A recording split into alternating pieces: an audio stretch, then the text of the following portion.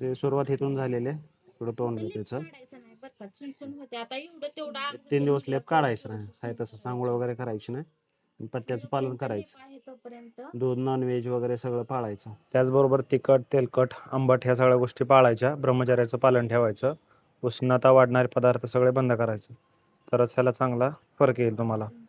यामध्ये खायचं काय तर मुगाचं कडण वगैरे खायचं. तूप, साखर, भाकरी, चपाती अशा गोष्टी खायच्या. शरीराची उष्णता वाढेल असं काहीच करायचं नाही यावरती. गरम पाण्याने आंघोळ पण नाही करायची.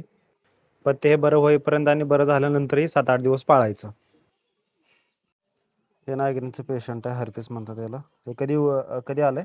2 दिवस झाले. 2 दिवस झालं. आग होते भरपूर? हो, ठीक आहे. वाढतंय, फक्त पाण्याचे फोड वाढल्यात नाही? पाण्याचे फोड. बरं. आणखी कुठं? फक्त मानेवरती आणि थोडं दुसऱ्या हाताला आहे. हां. ठीक. हे हर्पिस म्हणतो याला आपण. हे नागिनीसाठी पारंपरिक आपण औषध बनवतोय. नागिनचे पेशंट आपल्याकडे ते औषध लावायला येतात घरीच. तर त्यानेच या औषधानेच त्याला चांगला फरक येतो. हे असं असतं ओल्ली वनस्पतीचं औषध. ज्यावेळेस पेशंट येईल त्यावेळेस ते तशी पेस्ट करून लावावी लागते. हे नागिनच्या पेशंटचा 4 ते 5 दिवसांचा रिझल्ट आहे. पूर्णपणे गेलेला आहे, कमी झालेला आहे. आग वगैरे थांबली का सगळी? हो. सगळी थांबली ना आग हो. वगैरे? पूर्ण गेलेलं आहे.